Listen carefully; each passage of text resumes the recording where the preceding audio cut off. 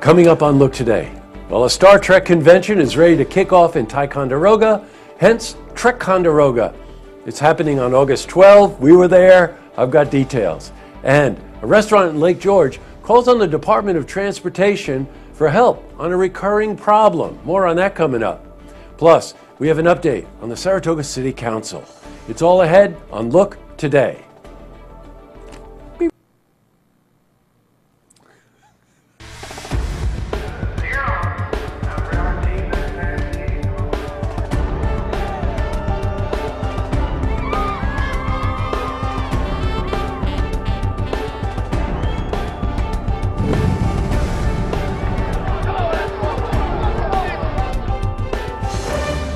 Welcome everyone and happy Friday. I'm Jay Hood Jackson and this is Look Today.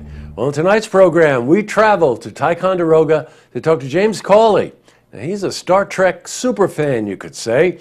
We discuss the second annual Trekconderoga, which is a Star Trek convention happening August 12th in Ticonderoga at the Star Trek studio. And I'm also on location in Ticonderoga with Diane O'Connor.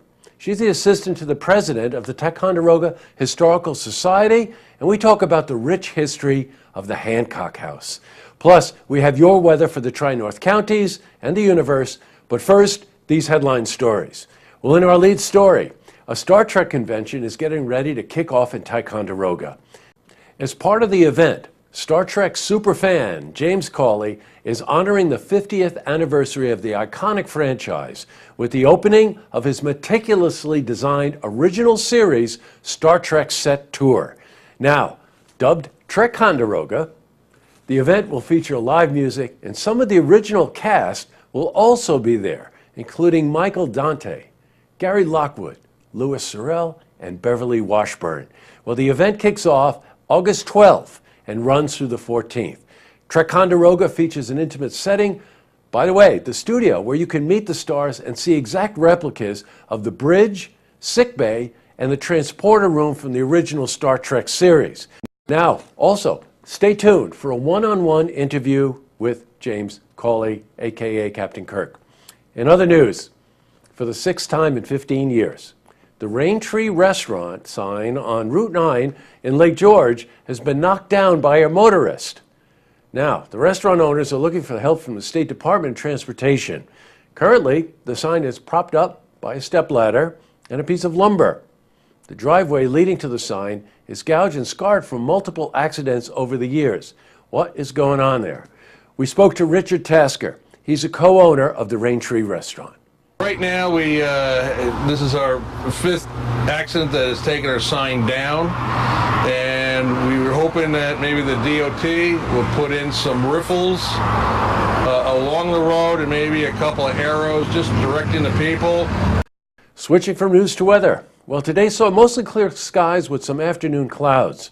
Let's see how the weekend is shaping up. For a more detailed look at our weather, we're going to head to the Glens Falls Weather Center for a look at your first forecast. Back to the news. Well, voters in Argyle have approved a nearly $6.4 million school renovation project.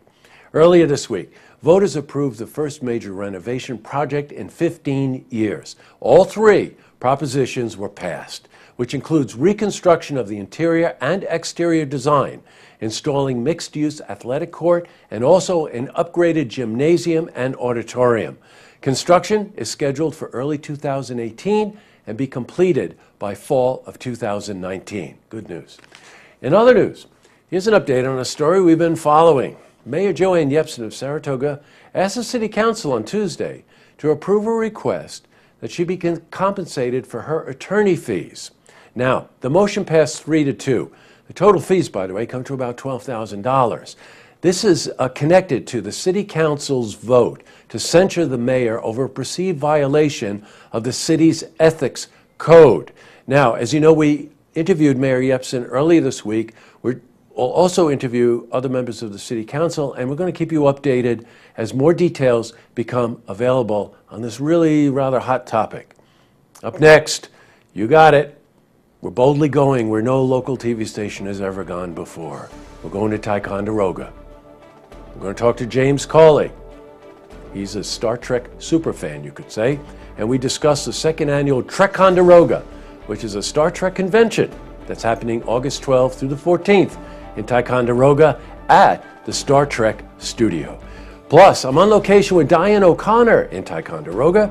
She's assistant to the president of the Ticonderoga Historical Society, and we talk about the rich history of the Hancock House.